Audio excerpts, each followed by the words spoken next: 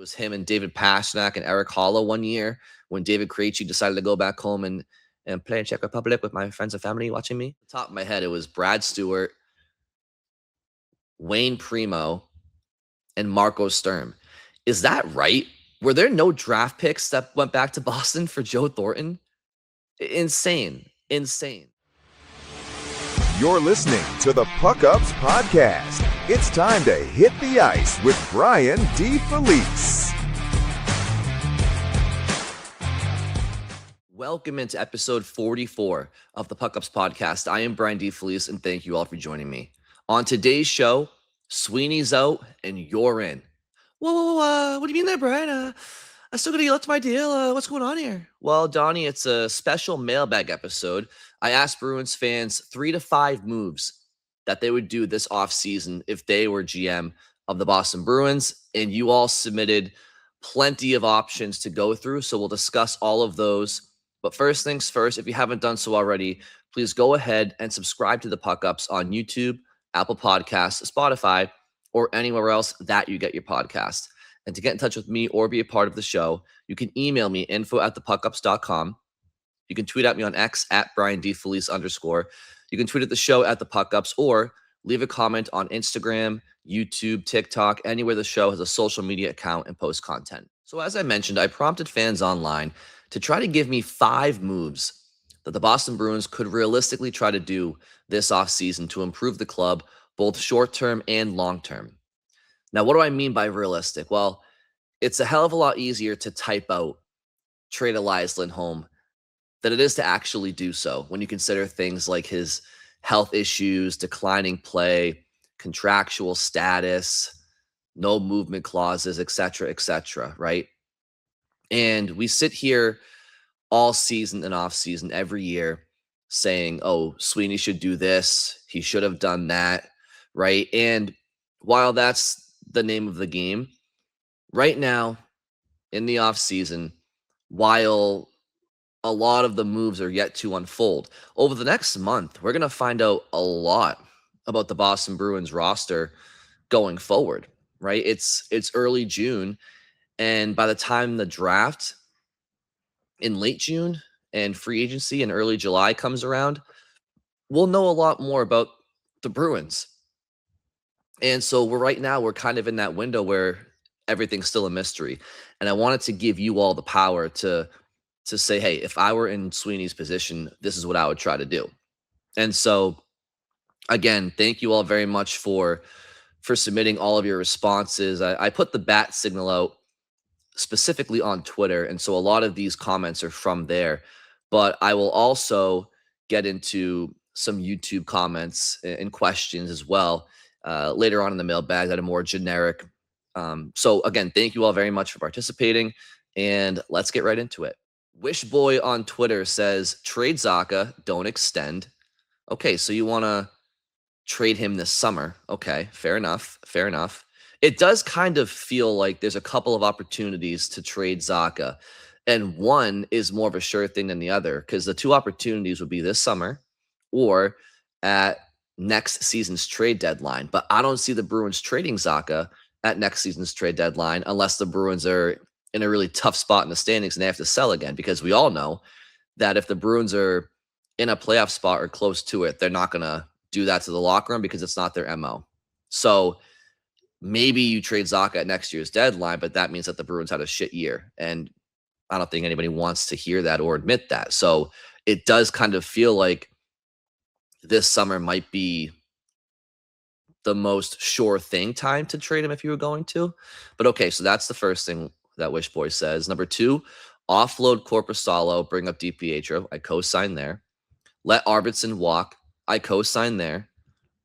I've stated before on this show that if Arvidsson's willing to sign a 2-year deal for $4.9 million, which is his AFP analytic projection, I'm not going to pull my hair out over that.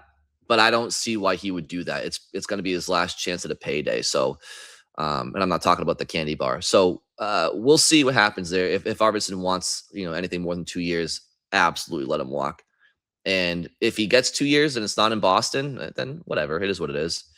Number 4, use room to play Lysell, Poitras for at least 20 games. Okay, so that's for Poitras, 1,000%. I want Poitras absolutely in this room next year. Lysell's an interesting one. I would be surprised if he's somebody that wins a spot at camp. I mean, last year in training camp, he didn't even get a preseason game until like the fourth game on Boston's schedule, and he was among their first or second round of cuts. So I have a hard time seeing Lysell winning a spot out of camp just because he hasn't been able to do so to this point. And, he's only getting older and the Bruins prospects are only getting younger around him. So I'd be surprised on the Lysell front, but I guess we'll see. And then 5, replace Adam McQuaid with Mark Savard as head of player development. They need a true see what we got year. So as far as McQuaid goes, it's hard to really tell if he's good at his job or not from where I sit, because even though the Bruins haven't developed a ton of draft picks of their own, I feel like Adam McQuaid is probably not the biggest cog in that wheel for that, because he's not the one scouting, he's not the one drafting, and he's not the GM or the head coach of the Bruins. So I feel like he can only really do so much. But I'll tell you though, I really do like Mark Savard, and he obviously was with the Toronto Maple Leafs as an assistant coach. I think he was manning their power play. He got let go by them, but Savard, obviously his hockey IQ and his vision as a player was, second to very few. And, but I don't know if they do replace McQuaid in your situation. I still want McQuaid in the organization. I think McQuaid he was a really good pro. We all loved him as a player for what he brought to the Bruins. He was part of that championship culture, and obviously that championship team in 2011. So I don't think McQuaid should be out of the organization, but I don't have enough information as to how much he does or doesn't do in his role. But I also, in the same breath, if Mark Savard wants to join the Bruins organization in any capacity, whether it be head of player development or anything else, I think it's always wise to have players that have been there and done that at the highest level and done so very successfully. So I'm all for Savard coming back to Boston in a situation. Does it have to be replacing McQuaid? I don't know, but it's an interesting observation by you. Marcusi on Twitter says, had this move in my armchair GM offseason. If the NHL Bruins want to enter a contending window, they need to pinch themselves a bit. Ronek has 5 years left on his deal at $7.25 million AAV and would ideally round out Boston's top 4 blue line group on the right side. His mock trade is the Bruins get defenseman Philip Ronek from Vancouver in exchange for Mason Lohrei, no problem, Matthew Poitras, okay, a 2026 first-round pick, Boston's 26th first-round pick, and Boston's second-round pick in 2027. All right, so the first part of this package, Lohrei, and the last part of this package, a 2027 second-round pick, I got no problem with. Poitras,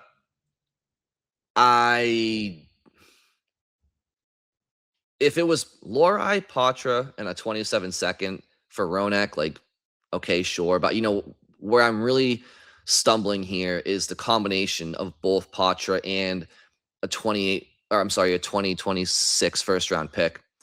And I like Ronek, but I don't know. That feels a little too rich for my blood. It just does. I've said on here in terms of signing Darren Radish or Rasmus Anderson that the Bruins need to find the next Darren Radish or Rasmus Anderson. I kind of feel the same way about Philip Ronek. I would definitely acquire him if the Bruins could, but I don't know if I would give up the farm. Not that this is giving up the farm, but it's this seems like a lot for Ronek. It just does. Lohrei, no problem. One of Poitras in the first rounder, I guess maybe no problem. In the second rounder, no problem. But it just seems like it's too much for this player. But I definitely understand he's a really good defenseman. Definitely would help solidify your blue line a little bit more. He's a Czech native, so he's a countryman to Pasternak and and there are things there, but as this trade currently presents, it just seems a little too much for this player. Zach on Twitter says, move Zaka for a top 10 pick, try to sign Arvidsson to a cheapish deal, trade Lorai, Brunet needs a spot, trade for a top 4 right-handed D, dump Korpisalo's contract.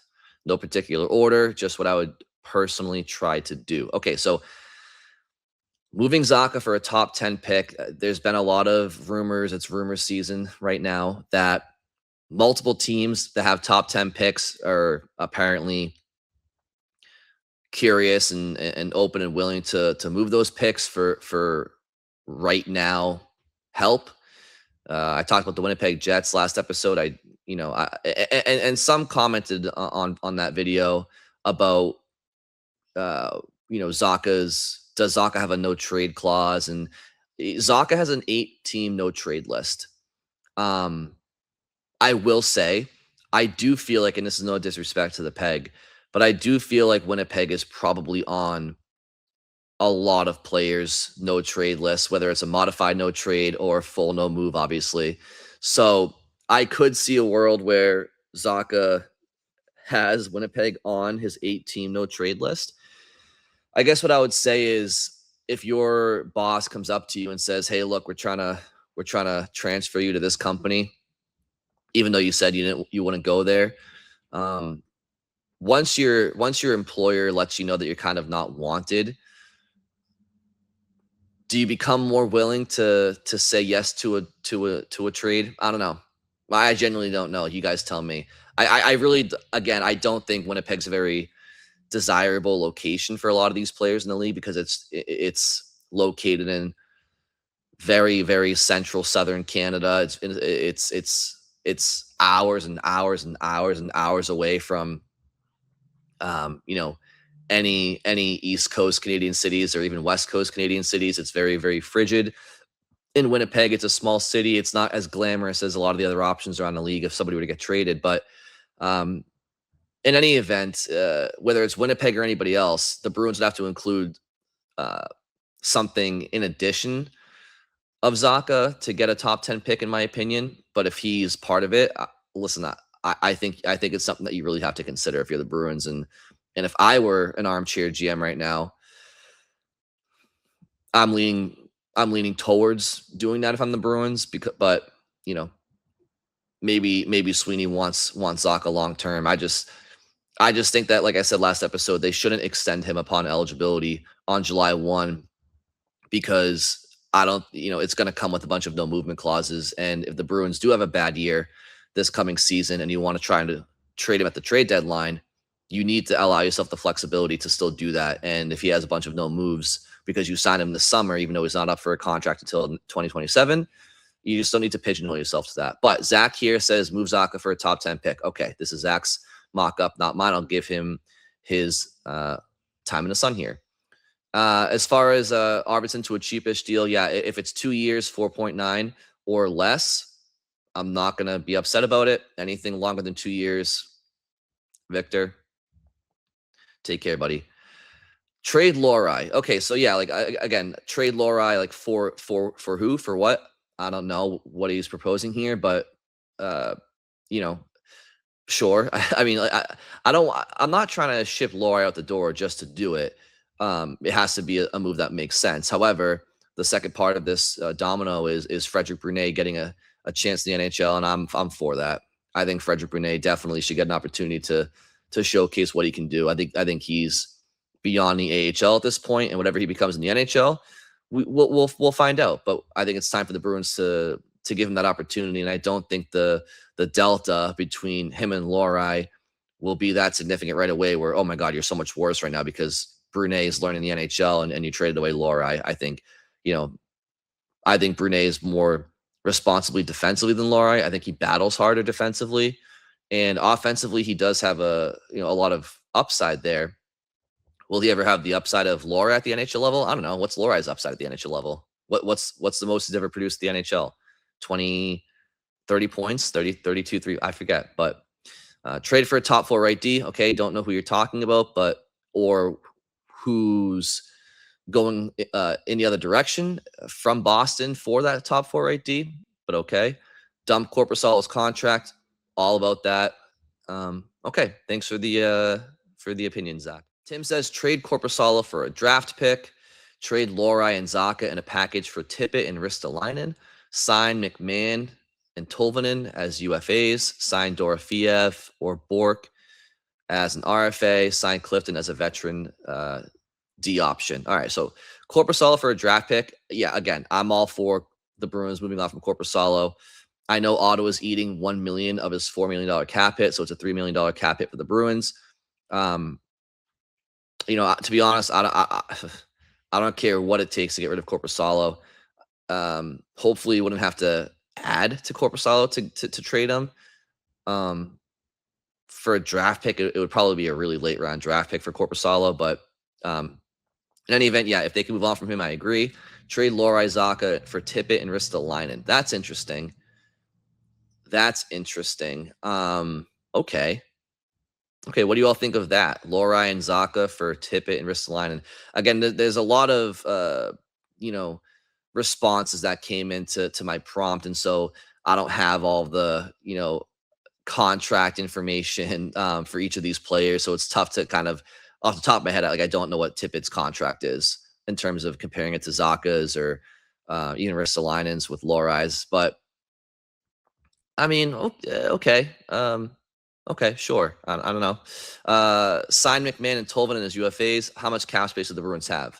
Right, you have $15 million in change for cap space, so you want to sign both of those guys and then bring in Dorofeev or Bork as an RFA. I mean, they got to find cap space. And I know Zacha's on a great AAV, and Lohrai's on a 2-year bridge deal, making like 3.2. So, what's the salary exchange with Tippett and Ristolainen? Are the Bruins taking on more money than they're giving away, or what's going on there? Because if it's equal money, or the Bruins are taking on more money in that trade, I don't think you have the money to sign a McMahon and a Tolvanen and offer sheet a Dorofeev and a Bork. And yeah, if you offer sheet those guys, you're giving away draft compensation too. So I will say Dorofeev and Bork, I think they're good options in terms of offer sheet candidates, because offer sheets aren't very common, but when they do happen, it's because the team that has the rights to the player are up against the cap and have other players to sign, and that's definitely the case in Vegas. Vegas has to sign Rasmus Anderson too, if they want to, right? They kind of have to choose between Dorofeev and Anderson. So I think they would probably choose Dorofeev in that situation over Anderson, but I don't know. And then with Maverick Bork, it's pretty much, what are they doing with Jason Robertson? If they're signing Jason Robertson, then they probably don't have the money to do sign Bork. So yeah, interesting. And then Cliffy as a veteran defenseman, I mean, okay. I don't think they need him there, but yeah, I think the Bruins are all set with the veteran D. I mean, you already have Yoki Haru, you have Aspero, Peake's gonna walk presumably, but again, this is where I would bring in a Frederick Brunet, right? To the last question that was answered. You have Yoki Haru, you have Aspero, you have Lohrei. They might re-sign Jordan Harris as an RFA. So I just don't think depth is the Bruins' issue on defense. It's more so higher end talent that they need. So, and I don't think Ristolainen's that. To be honest, I like Owen Tippett. Again, I don't know what his current contract is and what his term is, so I'd have to compare that to Zacha's. But if the Bruins move Zacha, yeah, I don't know. It's an interesting proposal, Tim, but ultimately, I think this one might be hard to put all together. Aaron on Twitter says, offer sheet Maverick Bork, so similar to the last question. Do not re-sign Andrew Peeke. I agree with that.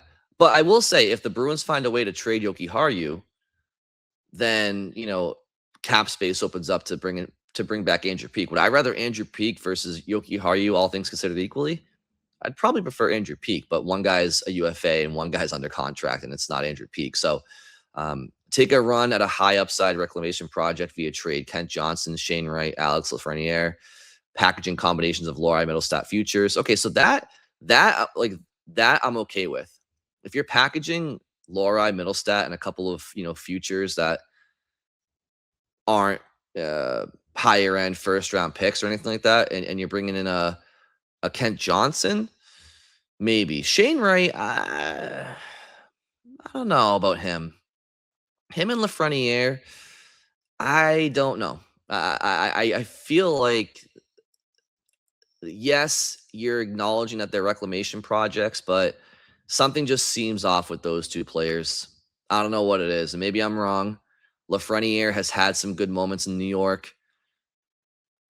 Shane Wright's had some moments with Seattle, but I don't know. There's something just seems off with those guys. But if you're giving away Lohrei and Middlestat for it, then I'm not too worried about it because I don't think those two players are long-term for Boston either. But my question is, what futures are we talking about? Because I'm not going to give up any really coveted futures for any of these players. I mean, Kent Johnson, I think the future's brighter for him maybe than Shane Wright or Lafreniere. But in any event, re-sign Zacha. I don't want to re-sign Zacha this summer. If they're going to re-sign him, I would wait until he's a UFA. I'm not pigeonholing the Bruins to a bunch of no movement clauses for Zacha right now. Sign Rasmus Anderson. Yeah, I'm all set with Rasmus Anderson, I think. Honestly, I just don't think the Bruins are there right now. I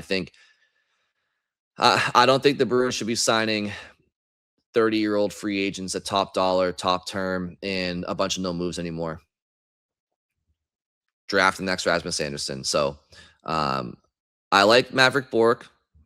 If the Stars bring back Jason Robertson, then yeah, try to slide in there and get Maverick Bourque, no doubt about it. But and then I'm with you on Andrew Peeke, but I'm semi with you on option 3. Depends what the futures are, and I'd probably lean more towards Kent Johnson there. And then 4 and 5, I don't think we see eye to eye there, but that's okay. You're the GM here, not me. Neil on Twitter says, buy out Korpisalo, promote DiPietro full time. Okay, I mean, listen, if they can trade Korpisalo, that's my first option. If they have to buy him out, then okay, like that's a possibility too. Trade the 2026 first rounder and Lohrei for Philip Hronek. Okay, I mean, I think there's a real argument to be made that, whoever the Bruins draft at 23rd overall, won't become the player that Philip Hronek is, and he's in his prime, and he matches up with the careers of Pastrnak and McAvoy and others. But man, I don't know. I just feel like the Bruins should be using their first round pick this year. I really do. But I agree, it's not that crazy of a package for Hronek. And there was a similar suggestion earlier that it was Hronek and it may have just been, it was from Marcucci. It was Hronek for a 26 first, Lohrei, Patra, and a second rounder. So this is half the price that Boston will be giving up. So I mean, maybe I wouldn't pull my hair out over this deal, but I also just I don't know. I'm torn on this one. I do think Philip Hronek is a really good defenseman, and he helps them now and in the intermediate future too. And I agree, 23rd overall is anything but a sure thing. But I don't know. Can the Bruins use 23 overall to move up? Is that a possibility? Like, what can the Bruins do with 23 if they're not taking it themselves? That's what I want to know. Trade Middlestat. Okay, sure. Curious what you're getting back for him, but I think the goal here is to shed his salary and open up some roster space for some others. So okay, there. Offer sheet Maverick Bourque at the max AAV for second round pick compensation. I think that sounds solid to me. Let Peeke walk, play Jokiharju at RD3. Well, that's their only option right now. I mean, if they re-sign Andrew Peeke, like you're suffocating yourself on the blue line with just depth defensemen and roles that they shouldn't be in. So you have Jokiharju at $3 million for a couple more years, and you're going to sign Peeke for 4 years at $4 million, which is his projection. Like, they're both third peer ceiling guys. Like, they're different styles of play, but I agree. Let Peeke walk, unless you can trade Jokiharju, right? But as the roster currently stands, I agree. Let Peeke walk, play Jokiharju at RD3. Sounds like a Star Wars character. Dylan on Twitter says trade for Nemitz dump salary, Corpusalo, Yoki Haru, AC Mont, move on from Lorai, sign Marshman, move Zaka for a pick in the top 15. 1C market, in my opinion, is overpriced and not worth the cost of the future. I'd like to see what you get from Higgins and Minton next year first. So I agree with a lot of what Dylan says here. Trade for Nemec. What are you giving up? Again, something seems a little bit off with Nemitz. Like I don't doubt he would be a really good player for Boston. I guess what I'm curious about is why is a second overall pick? Why is he not working out in New Jersey? What's going on there? And is he more of a complimentary top 4 guy, which the Bruins need, or could he be a number 1 or a really, really solid number 2? I don't know enough about the player because I haven't watched him enough, to be honest with you all, but I would definitely trade for him. It just kind of depends on what's going the other way. I agree on Corpusalo and AC Mont. If the Bruins can move on from Yoki Haru, then I would. I would definitely move on from Lorai, but not aimlessly. I would do so strategically. If they make some other good moves this offseason and they need to make a UFA signing, I think Marshman is one that I wouldn't be too upset with, although there's probably a couple more I'd rather do, like McMahon. Move Zaka for a pick in the top 15. That definitely I can be on board with that. I am, because it's all about asset management to me. And Zaka's a guy who's under contract right now for 1 more year at a $4.7 million cap hit. He does a lot for the Boston Bruins, but if he's not going to be signing an extension in Boston beyond 2027, you can't lose the guy for nothing.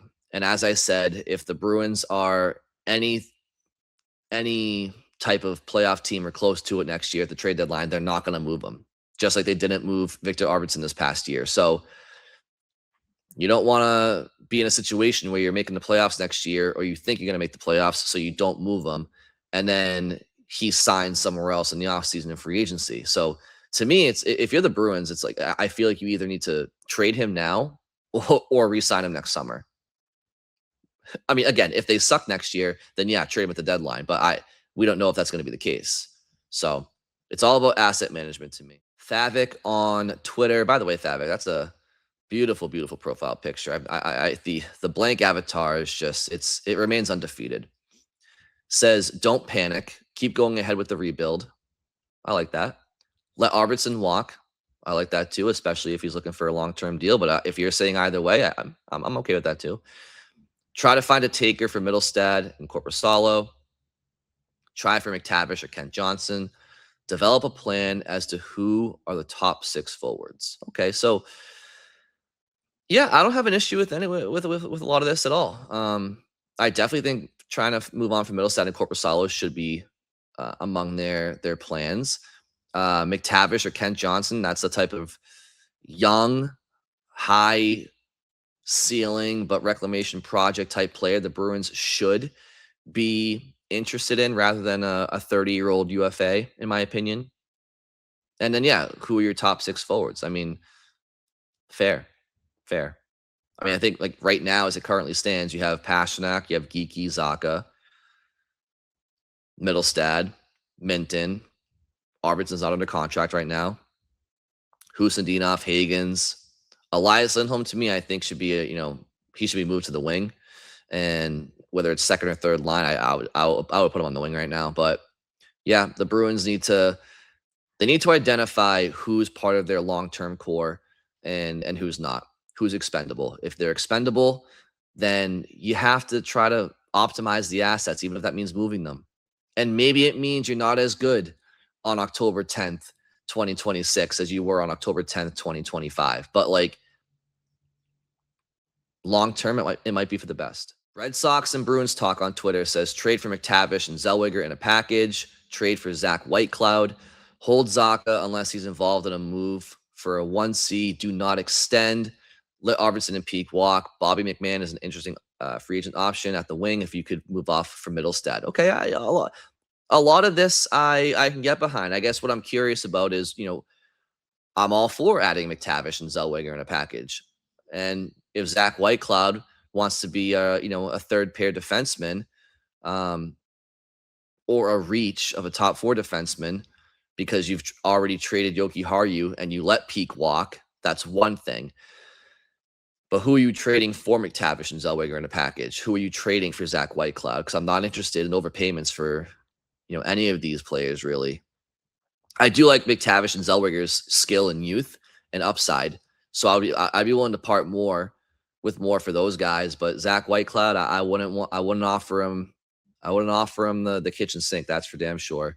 Hold on to Zaka unless he's involved in a move for a 1C. Do not extend. Okay, I'm with you on the do not extend.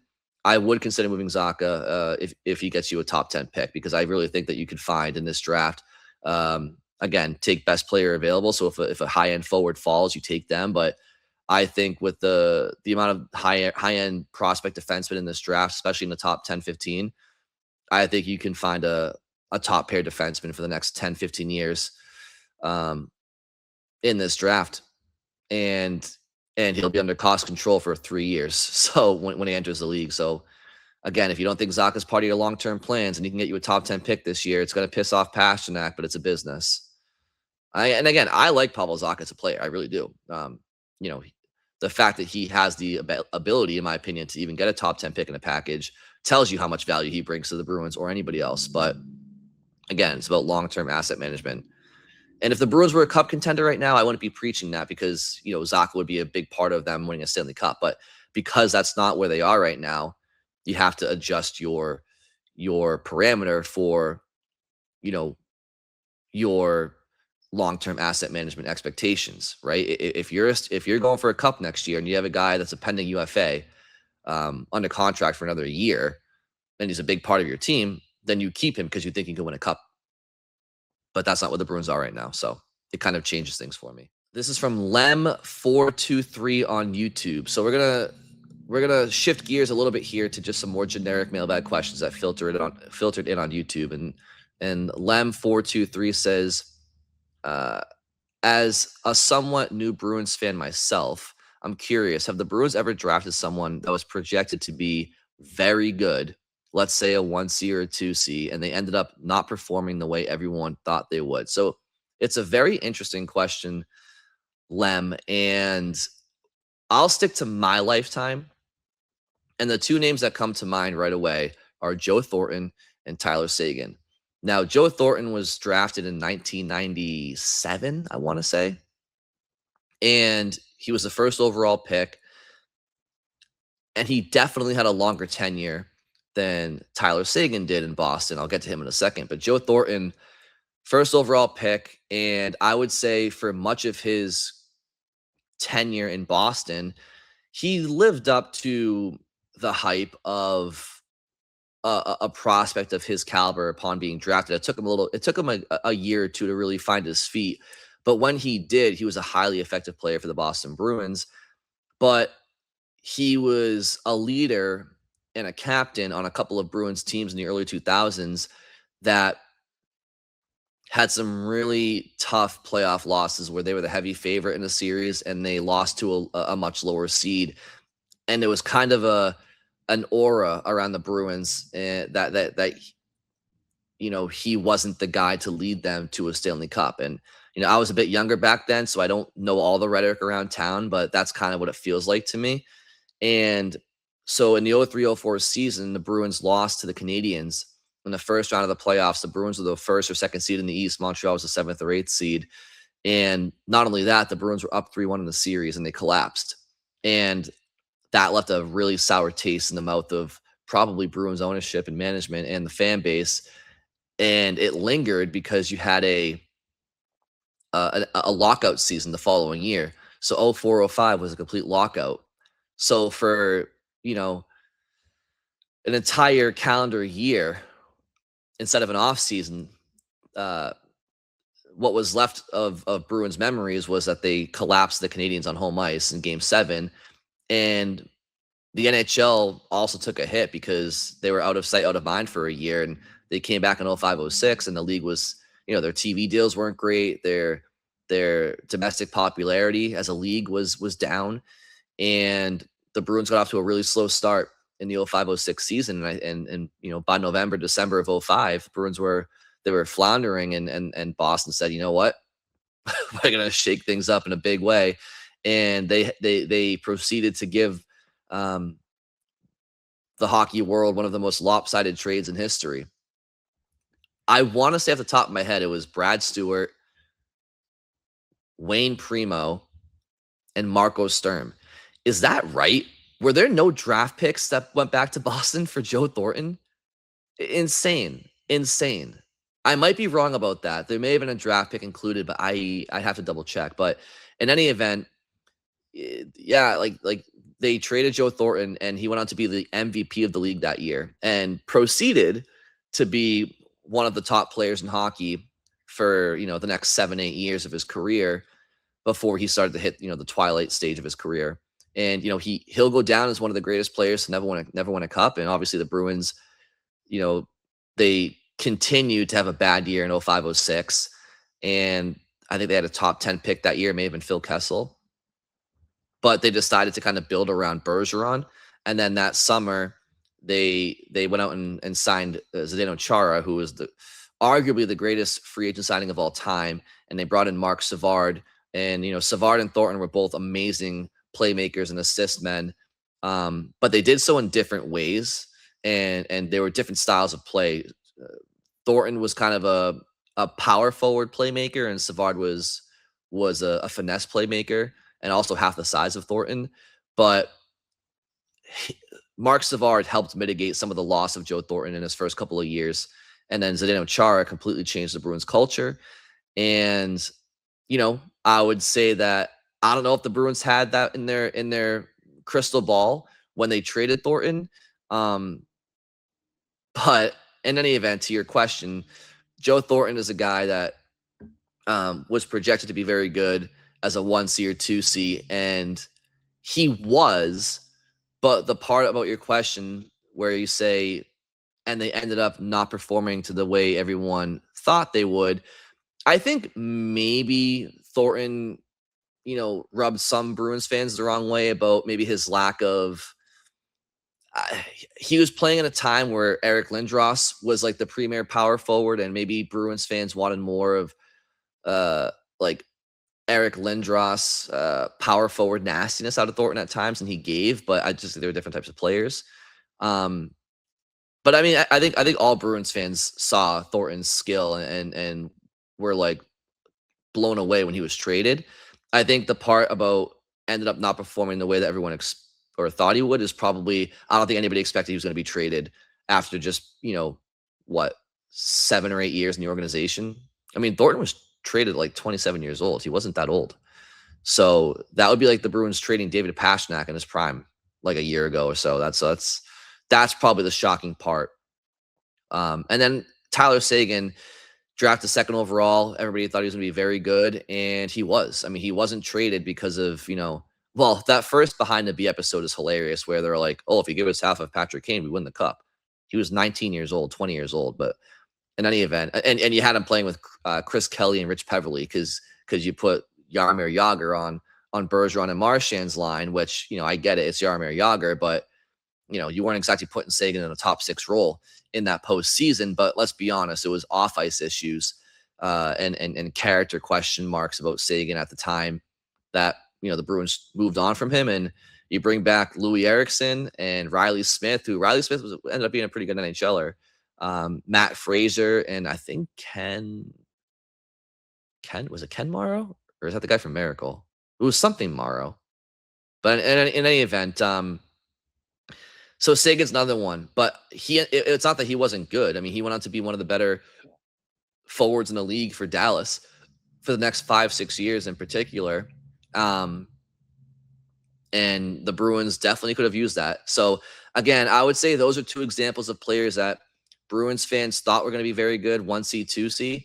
And it's not so much that they didn't end up becoming that, it's that they ended up becoming that in Boston, or not that they ended up becoming that not in Boston, which I don't think fans expected upon drafting them. So good question. Ricardo on YouTube says, Swayman to the Avalanche or best offers and use the money on multiple players, ...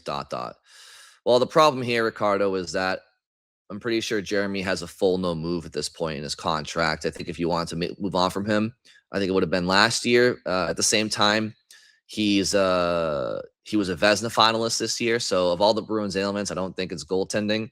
But even if you wanted to move on from him, you don't have the player has full control at this point. Daniel on YouTube says, I like Vegas in 7-2. That lineup is stacked and has cup experience. You're starting to see what frustrated Vegas with how the regular season was going. So I think Daniel's referring maybe to their lack of goaltending throughout much of the regular season. Obviously, analytically, they were a stingy defensive team, but their goaltending wasn't great. Carter Hart came on later in the year and kind of solved that for them. And now they have the defensive structure with the goaltending. And I want Carolina to win that series, but I just think you kind of saw why in game one, why I'm higher on Vegas winning, because I don't trust Carolina's top players.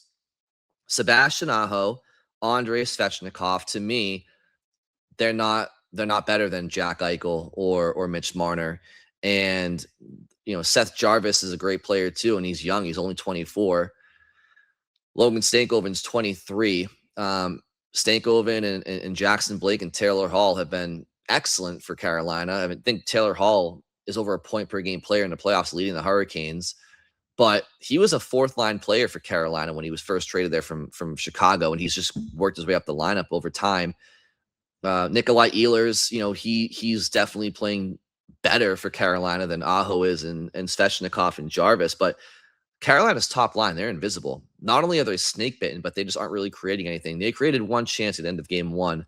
Jarvis got robbed on a pass from Aho, but all three of those top line players are averaging about a half a point per game in the playoffs this year. And they were all, just shy of a point per game in the regular season. So to me, I don't until those guys can prove that they can step up in the biggest moment. And I'm talking less about Jarvis and more about Aho and Svechnikov, but you can include Jarvis there too. I just don't trust them over Jack Eichel and Mark Stone and Mitch Marner and Ivan Barbashev. And Vegas, to me, they have the better players in the clutch, but we'll see if Carolina can, they're obviously down a game in the series. We'll see what happens in game two. This is from Edited 1325 on YouTube. I would trade Zacha for peanuts. He's overrated. So listen, I did some deep dive due diligence after this comment, and I found out that Edited 1325 is not Pavel Zacha's agent. That's for sure. Because if he was, he'd be the worst agent in the history of sports. I definitely wouldn't trade him for peanuts. You may think he's overrated, but he can definitely get you something more than a bag of peanuts. I think he's a very valuable asset for not just the Bruins as a part of their team, but a lot of teams would really kill for a top six caliber forward who can play both center and wing and play in all situations, 5-on-5, 5-on-4, 4-on-5, 3-on-3, extra attacker situations, shootout. I know he hasn't performed well in the playoffs at all, and that's fair, but in the regular season, he's been a good player, and teams need good regular season players to get to the playoffs in the first place. So, but yes, confirmed, not Pavel Zacha's agent. James on YouTube says, Taylor Hall's playing well. Would love to see the Hurricanes take this series for him. So, yeah, I agree. Taylor Hall is a guy that I liked his time in Boston. Honestly, I feel like he got a bit of a bad rap as a Bruin. Not that he was talked about a ton negatively, but he had 8 points in 7 games in his final playoff run with the Bruins in the year they lost to Florida in when they broke records. And he was over a point per game player that postseason. I think he had 17 points in 25 playoff games for the Bruins over 3 years. And in the regular season, he had a couple of good years too. Like he had a 60+ point year one season. It was him and David Pastrnak and Eric Holla one year when David Krejci decided to go back home and play in Czech Republic with my friends and family watching me. So, he had to step up that year because the Bruins were without their second line center. And not that he was playing center, Holla played center, but you know what I mean. So I always liked Taylor Hall as a Bruin. He was a cap casualty the year that they ended up losing to Florida before the Centennial season.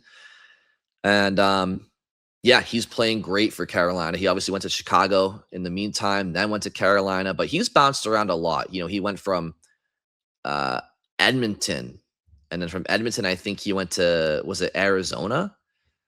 And then Arizona to Buffalo, and Buffalo to Boston, and Boston to Chicago, and Chicago to Carolina. And yeah, like I said, he's leading the Hurricanes in playoff scoring.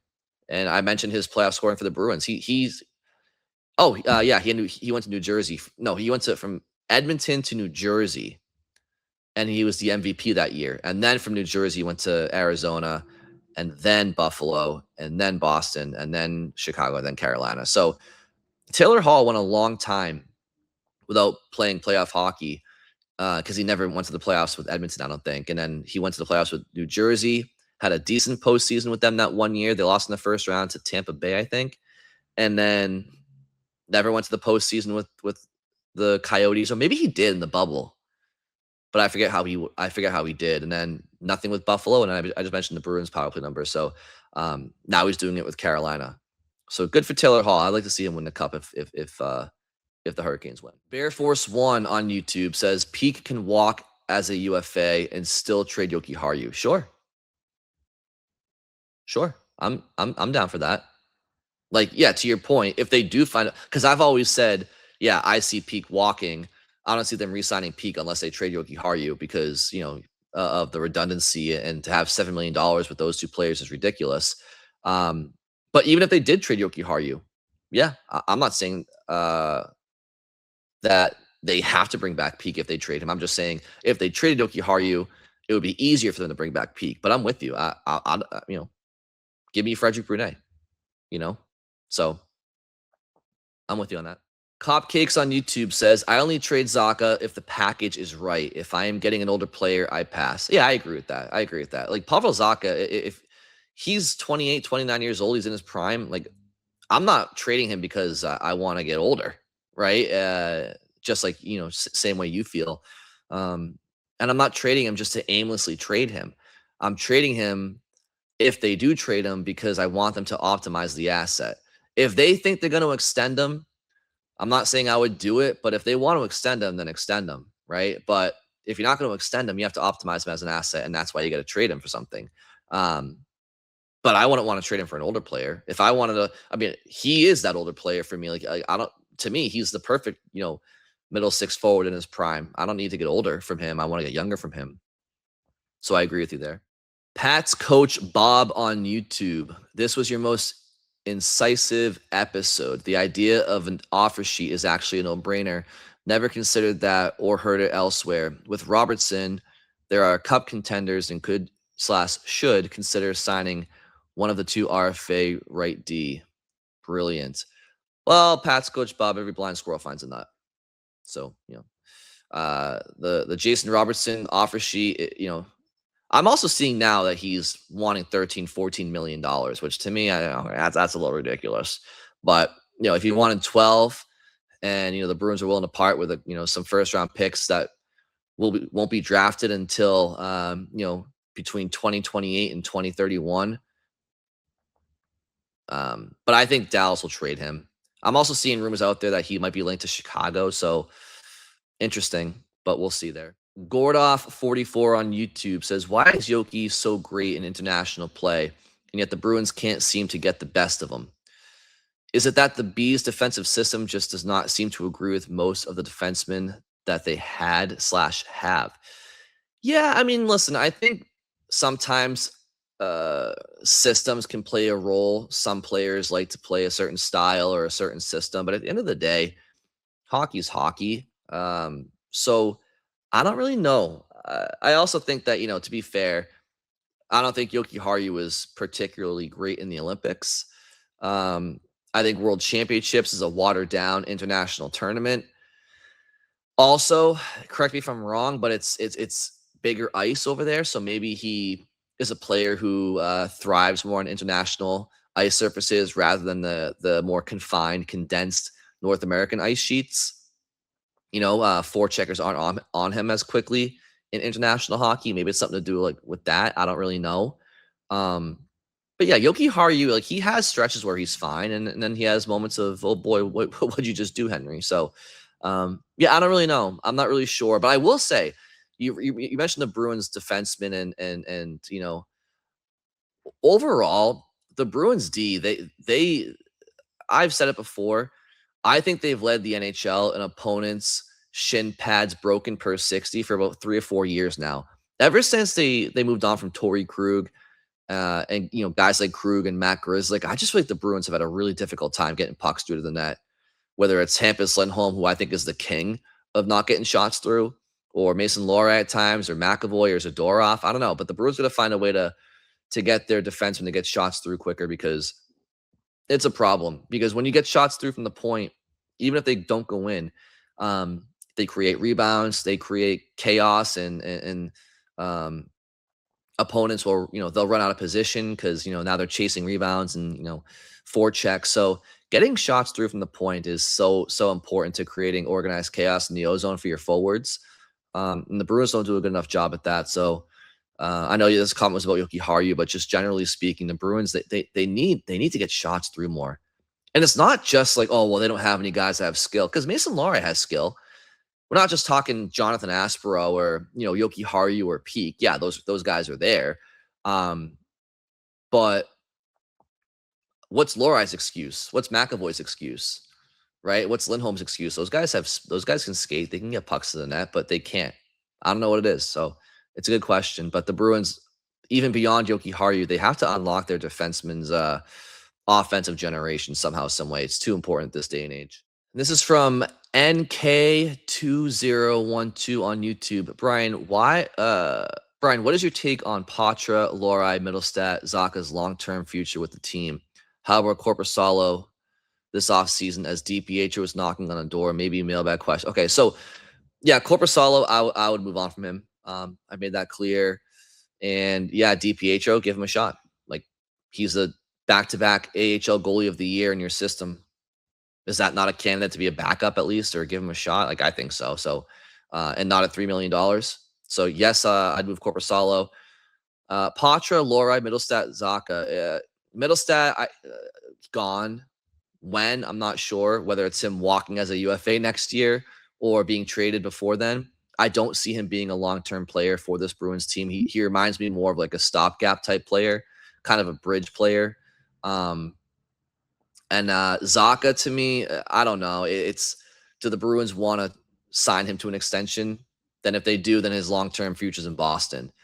I think it's going to take some cajoons for them to trade Zacha, because it's going to piss off Pastrnak, and it would take some prioritizing of the long-term future over the short term, which is not something that the Bruins like to do all the time.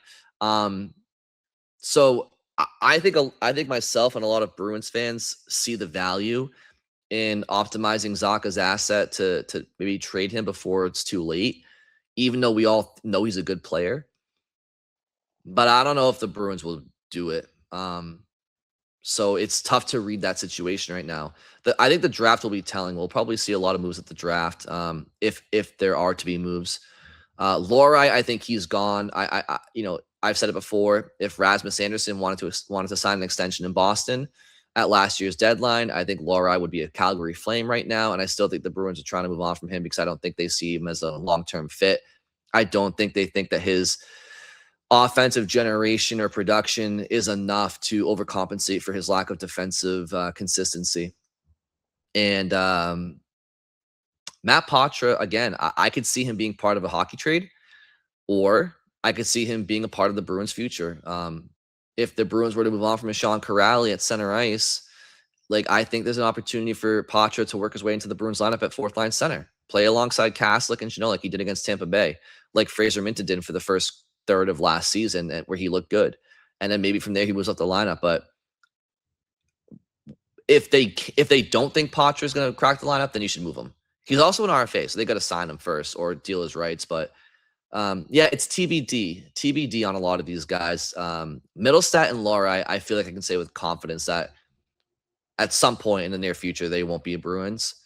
Same with Korpisalo. And then Zaka and Patra, it's more up in the air for me, but I can see it going either way. So that'll do it for this episode. Thank you all very much for sending your questions and your comments and your proposals and mock-ups. It's fun to always see what Bruins Nation is thinking out there. So have a great weekend, and I'll talk to you next week.